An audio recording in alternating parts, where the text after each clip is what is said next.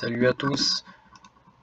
Aujourd'hui, on va analyser les principales sociétés minières d'uranium ou dans le domaine de l'uranium au sens complet, il n'y a pas que des minières. Donc, dans le même esprit d'analyse que les précédentes vidéos, c'est-à-dire l'or et l'argent, que vous pouvez voir, elles ont quelques jours d'ancienneté. Donc là, pour l'uranium, c'est plus compliqué que pour l'or et l'argent, donc je ne vais pas rentrer dans les détails des entreprises, car les extractions, le mode d'analyse n'est pas du tout le même.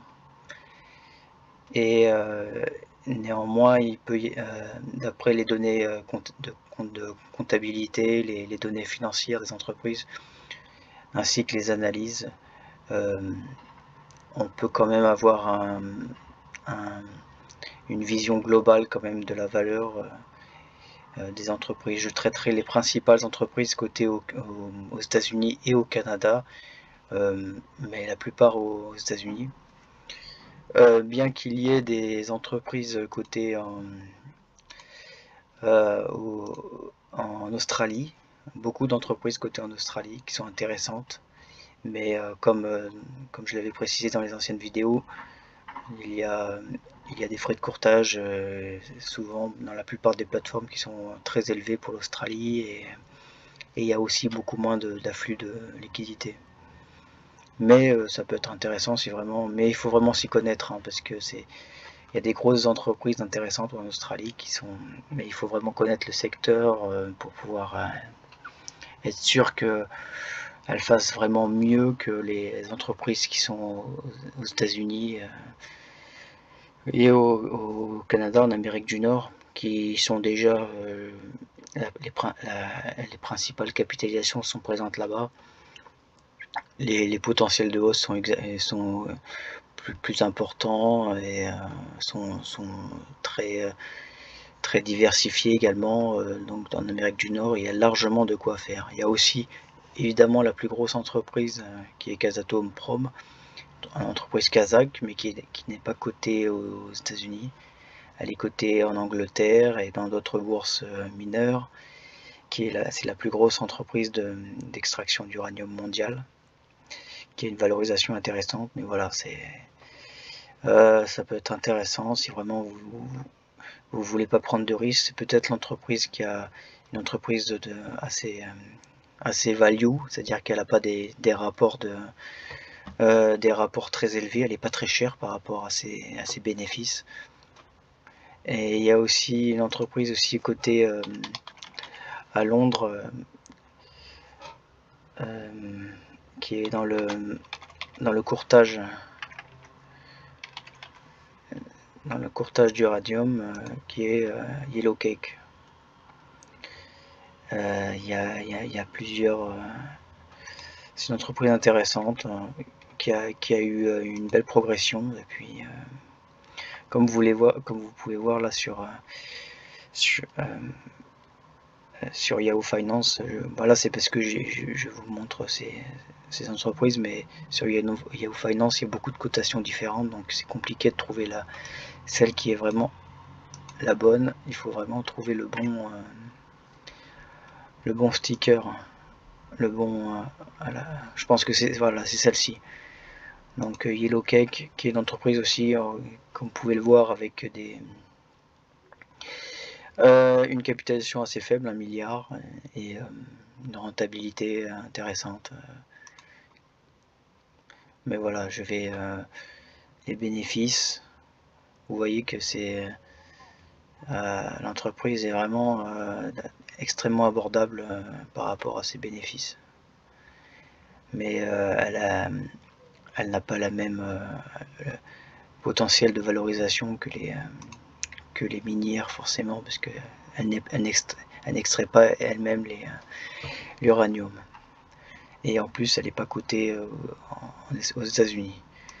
L'uranium, donc comme vous pouvez le voir là sur ce graphique, le cours de l'uranium a extrêmement bien progressé là depuis la crise de 2020. En fait, L'uranium a vraiment eu son point de départ au moment du Covid, quoi, de la crise du Covid.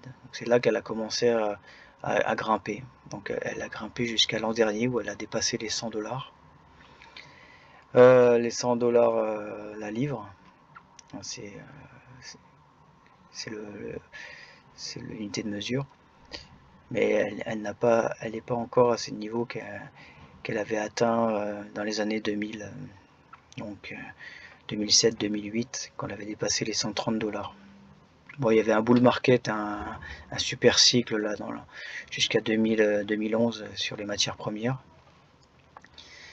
à ce niveau-là, mais l'uranium, après il y a eu la Fukushima en 2011, alors qu'il est redémarré là, et Fukushima, là il y a eu un arrêt global des investissements dans les centrales nucléaires.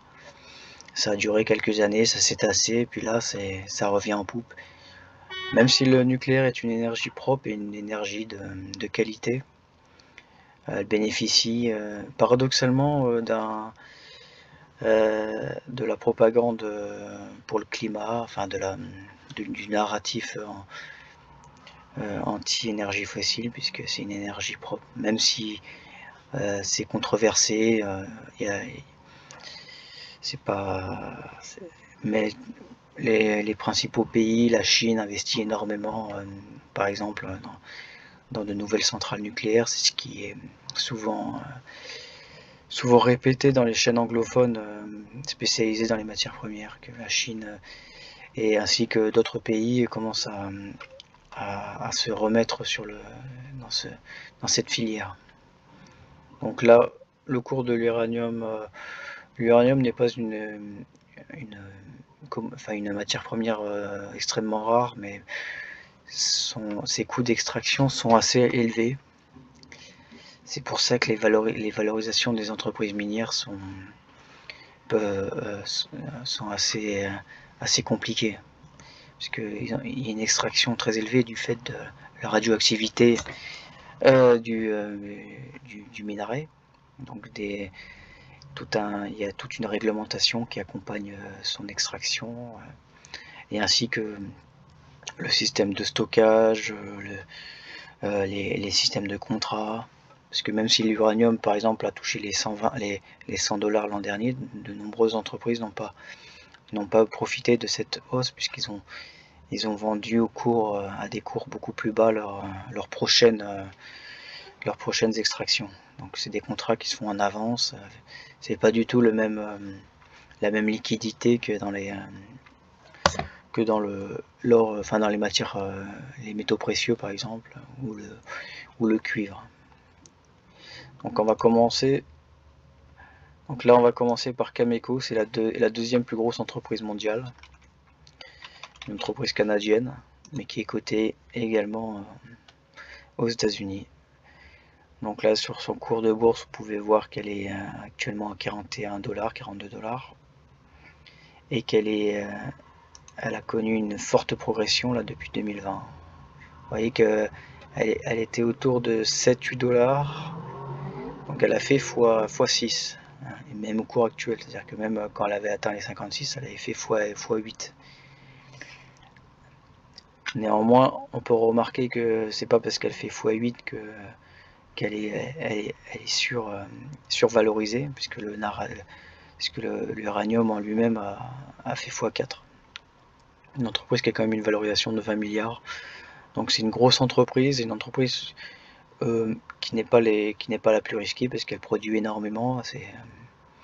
Elle a énormément de capitaux, elle est faible, elle est pas très endettée, elle est assez relativement solide, elle est très appréciée des institutionnels, donc 77%.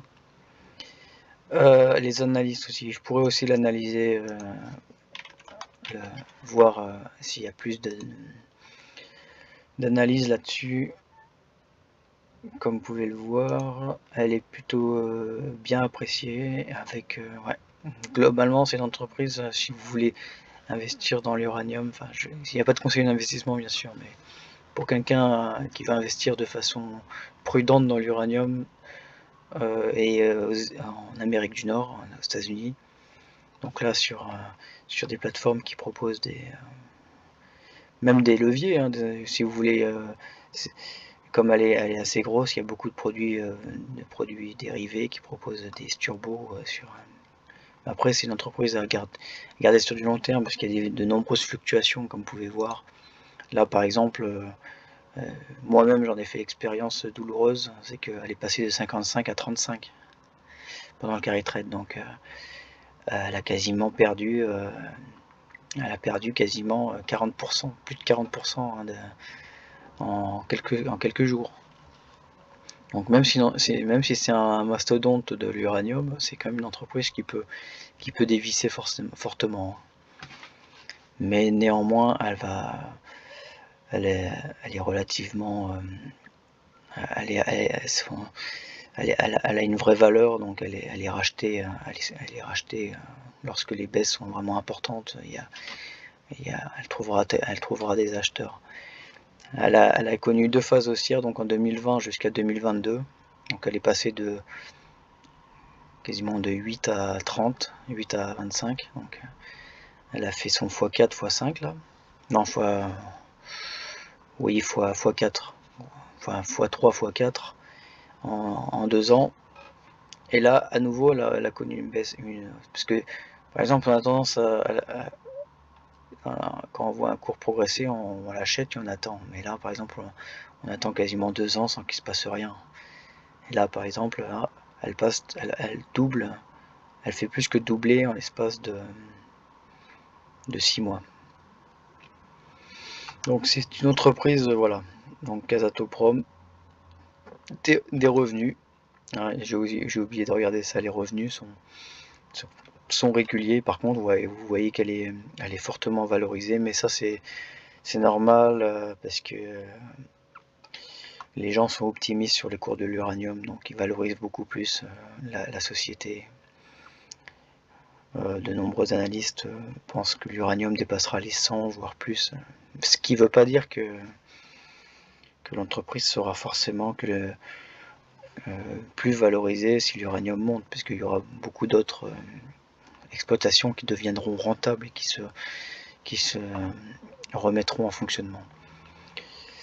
Voilà, donc faible dilution d'actifs aussi pour cette société, donc ça va, c'est bien, c'est une entreprise assez bien gérée.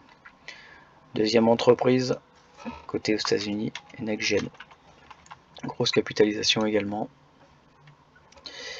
Mais par rapport, voilà, on descend tout de suite par rapport à Cameco et Kazatomprom. Mais c'est là quand même une des principales. Donc NextGen, belle entreprise, des valorisations importantes par contre, donc vous voyez, quasiment pas de revenus. Donc elle est valorisée sur ses réserves, sur ses mines actuelles, enfin sur le potentiel de ses gisements. Donc 3 milliards et demi. Voilà, donc là il y a beaucoup moins d'institutionnels. En ce qui concerne les analystes, il y a eu peu de revues d'analystes récentes. Je regarde encore, mais une entreprise qui vaut quand même plus de 3 milliards, mais il n'y a pas de. Bon là, elle est bien analysée, elle est appréciée. Oui, voilà, achat et achat fort sur des avis qui semblent récents, mais on n'est pas sûr. Mais apparemment, c'est sûrement actualisé. L'entreprise est considérée comme avec un potentiel d'évaluation supérieur.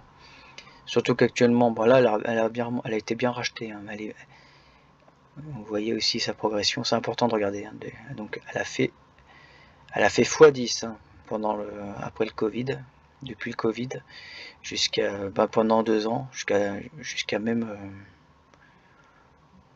on peut dire que ouais, sur 6 mois, elle a fait x5. Là aussi, à nouveau, elle est sortie de sa zone de compression là, et elle a doublé également. mi-2023 jusqu'au début de cette année. Là, elle stagne à nouveau, puisque l'uranium baisse, hein, vous voyez que le prix spot de l'uranium régresse, il a fortement monté, et là il retrace. Donc c'est normal que cette entreprise elle retrace également. Mais par contre, quand elle retrace, elle retrace bien, elle est même descendue elle a perdu aussi ses 40% quasiment, 30%. Mais bon, elle a été vite rachetée, elle a été bien rachetée hein, par contre. Hein. Là, par rapport, on peut dire que elle n'a pas trop descendu au cours actuel.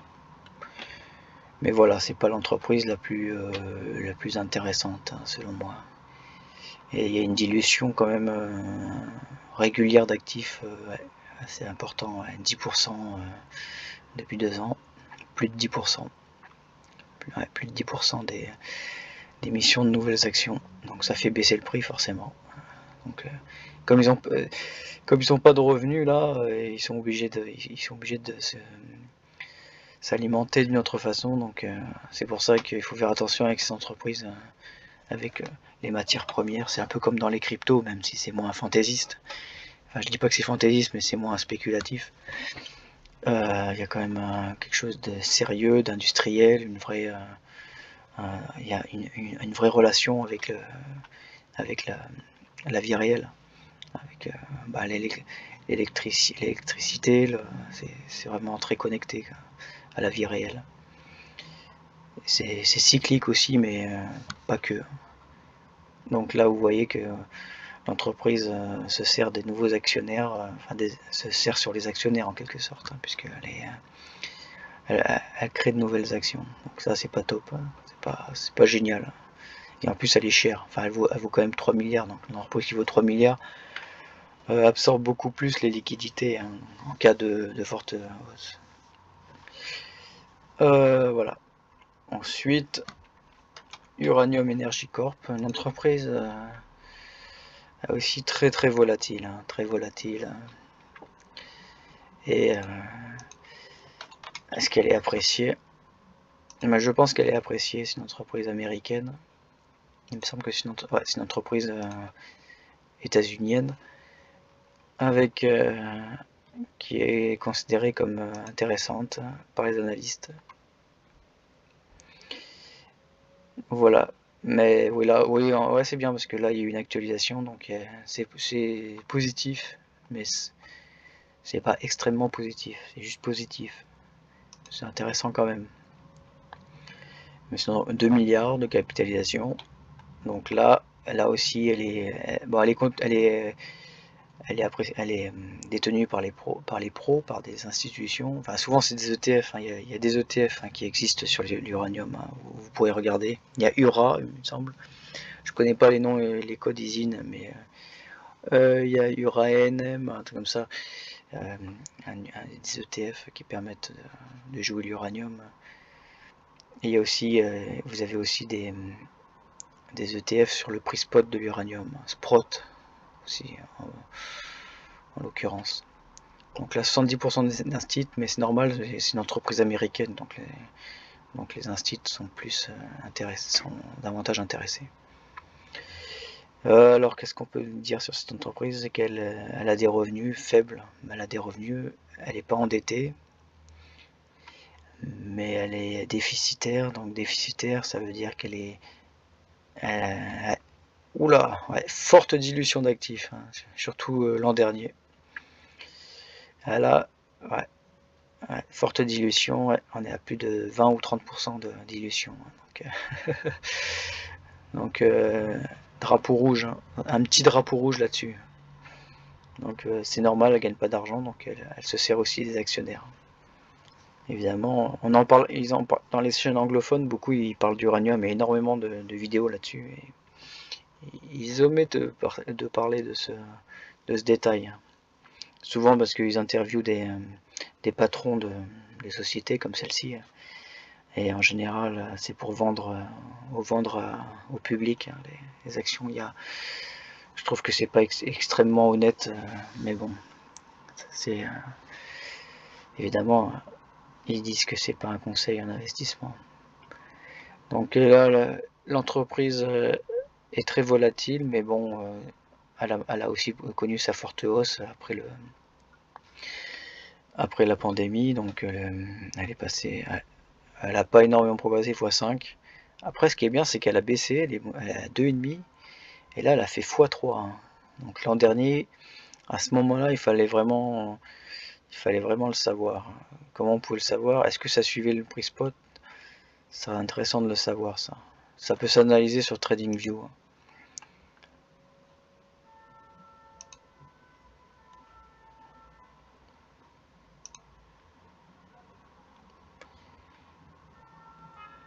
Ça a commencé à monter vers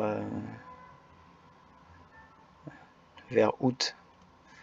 Le prix spot de l'uranium a commencé à progresser vers le... Non, ils disent... Voilà.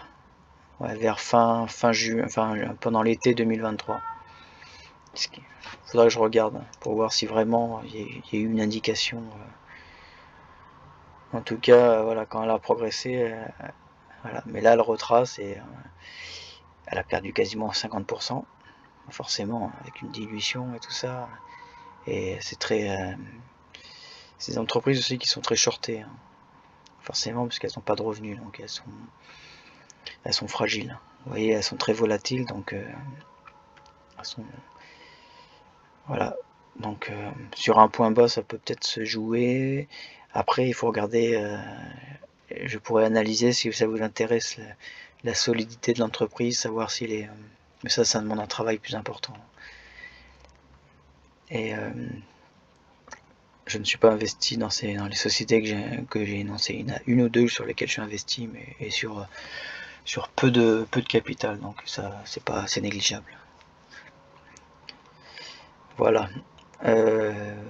Ensuite, on peut passer à une entreprise intéressante, mais qui s'analyse rapidement.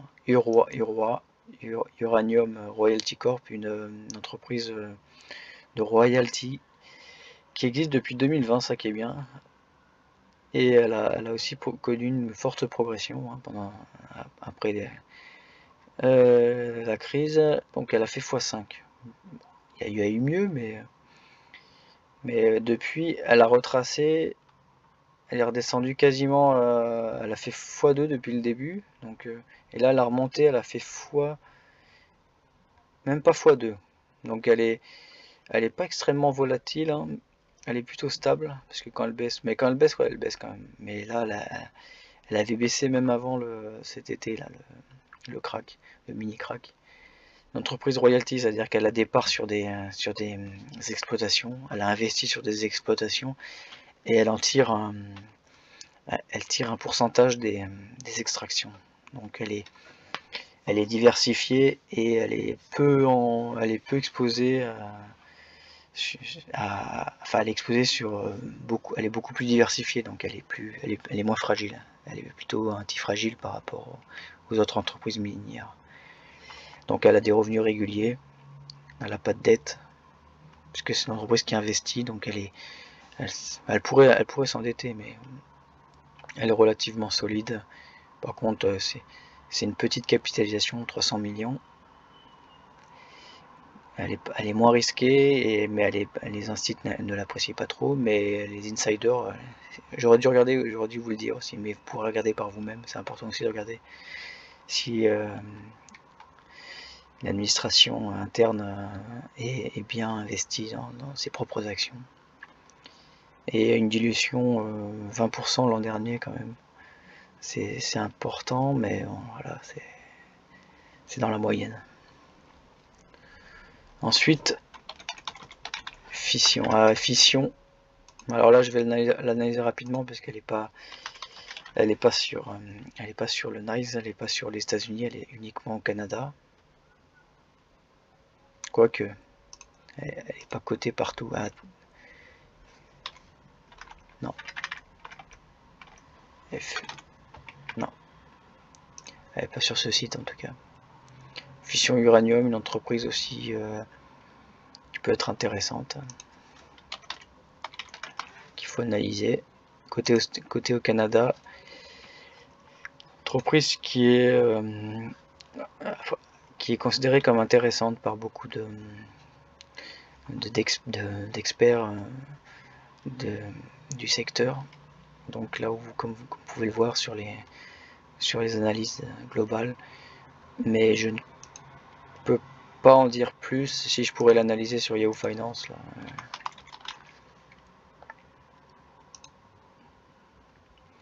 Donc, une entreprise qui vaut un peu moins d'1 milliard de dollars canadiens, donc quasiment 500, 600 millions de dollars, donc faible capitalisation, et longue existence, hein, très ancienne, progression constante, relativement stable,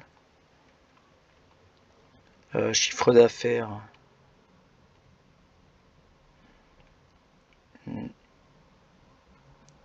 non, elle n'a pas de, comme les autres, elle n'a pas de revenus, donc je peux pas savoir vraiment. Elle est, voilà, comme vous pouvez voir, elle est appréciée. Chiffre d'affaires, elle est déficitaire, mais très faiblement. Donc elle n'a pas encore, peut-être que elle attend d'avoir des prix importants pour commencer à vendre ses stocks. Elle stocke sûrement en attendant des tarifs intéressants. Les éléments financiers le voient, donc ça veut dire qu'il y a des risques de dilution. Là, même si j'ai pas les chiffres, hein, j'ai pas les. Si on peut les voir, 2023, ouais, il y a une progression quand même, hein, des actions. Sur Yahoo Finance, vous pouvez voir aussi ça. Il y a une progression, ouais, une grosse progression même, hein. Ah non, 2020, non, pas énorme, mais quand même. Ah, c'est bizarre ça. Il y aurait eu peut-être des réachats d'actions même cette année. Les bénéfices, voilà, c'est des baisses, mais des faibles baisses. Donc il y a sûrement un endettement quelque part, hein, mais elle est considérée comme intéressante. Ensuite, alors une entreprise qui m'intéresse beaucoup, que je trouve relativement intéressante,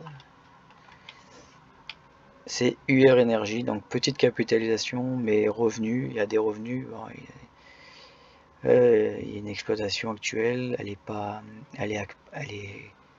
une entreprise américaine qui a bien retracé, donc là actuellement par rapport aux autres, elle est sur un cours relativement faible, et même depuis 2020 elle n'a pas beaucoup progressé, donc elle a fait que x2 depuis 2020, même si elle a fait x4, et elle a bien retracé depuis, elle a bien baissé. Il faudra regarder les chiffres de dilution, mais en tout cas c'est une entreprise je me suis intéressé au secteur, donc elle a quand même, elle a de l'intérêt, cette société, et surtout elle est faiblement valorisée.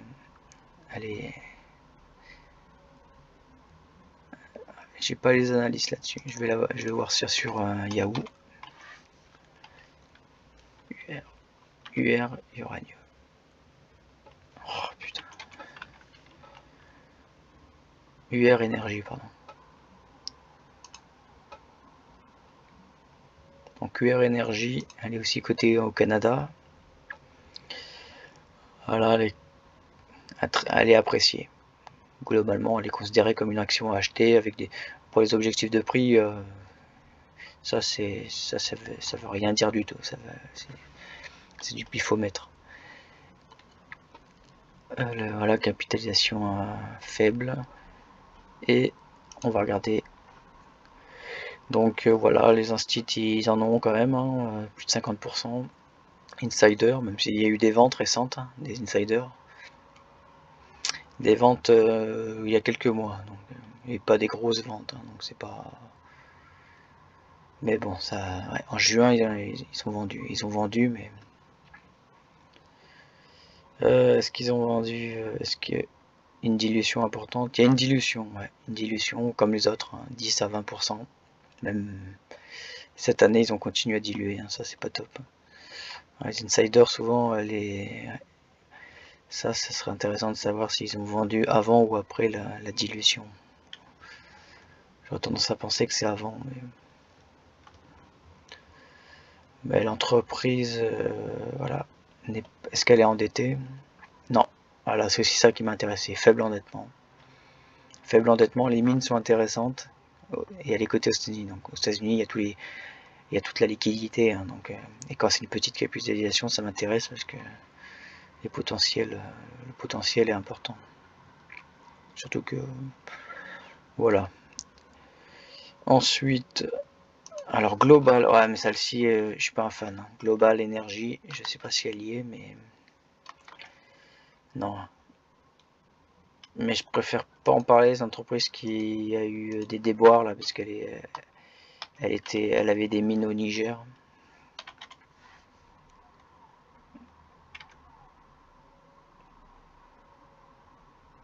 Non, c'est Goviex. Ouais, ben je vais pas en parler de celle-ci. Mais il y a une entreprise, je crois que c'est Goviex Énergie. Goviex. Goviex Uranium. Donc une entreprise qui a pris une énorme chute là. Même voilà, quoi. Elle a monté, hop, elle est passée de 0,02 à... Elle a fait x10 quasiment. Non, même pas, de 0,8. Elle a fait x4. Et là, la crise au Niger, elle s'est écroulée complètement. Donc là, voilà, ça c'est intéressant comme cas pratique, hein, puisque ça va, il y a aucune analyse dessus, parce que c'est une entreprise qui paraît très abordable, puisqu'elle est, elle a bien descendu.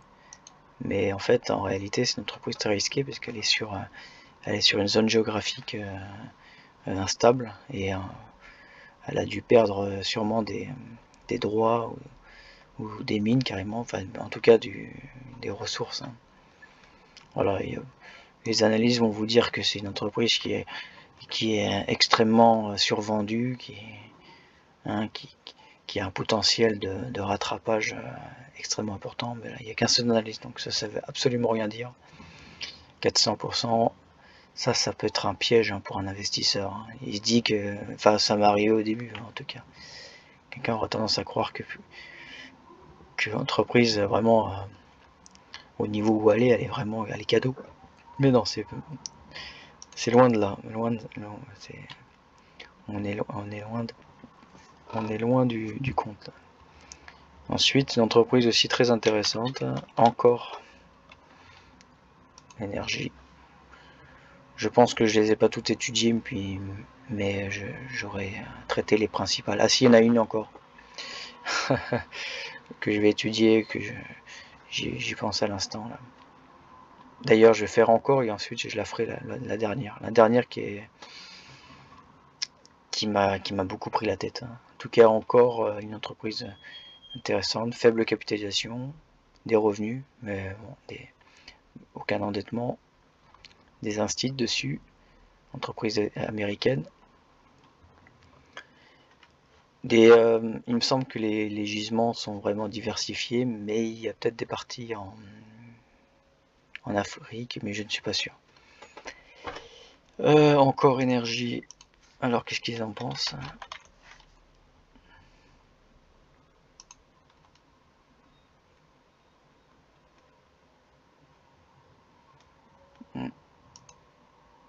Voilà.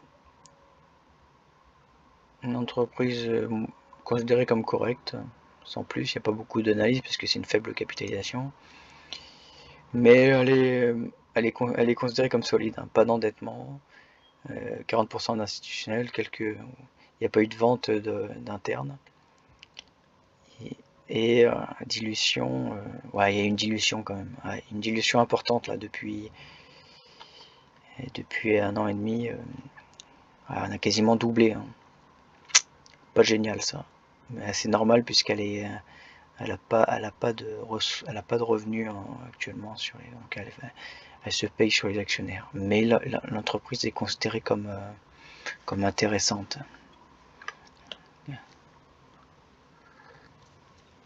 avec des price targets vraiment élevés, mais ça veut rien dire. Mais Et en plus, par rapport à ces plus hauts là, elle était à 5, elle est descendue à 3, donc elle a perdu 40%, et là elle est vite remontée, elle remonte à 4.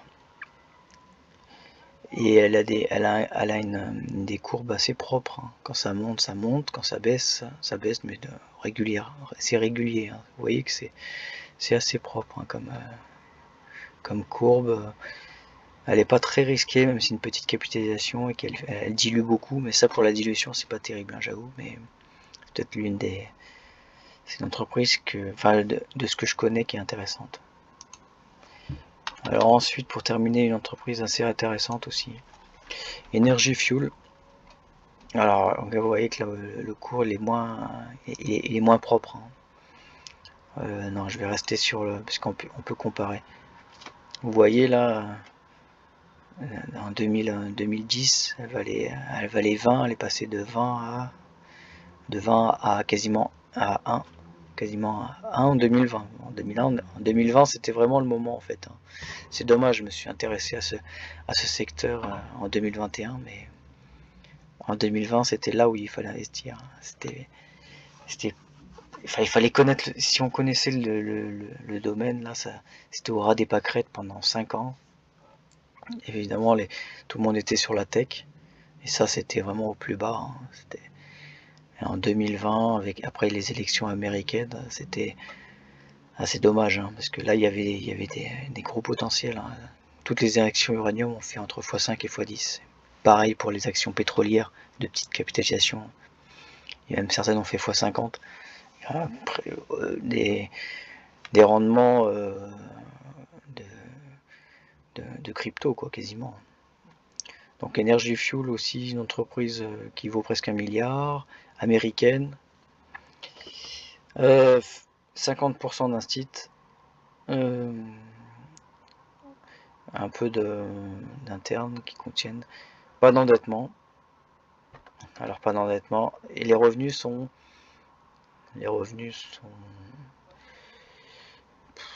légers, hein, c'est très léger, donc dilution forcément. Dilution faible, hein, par rapport aux autres.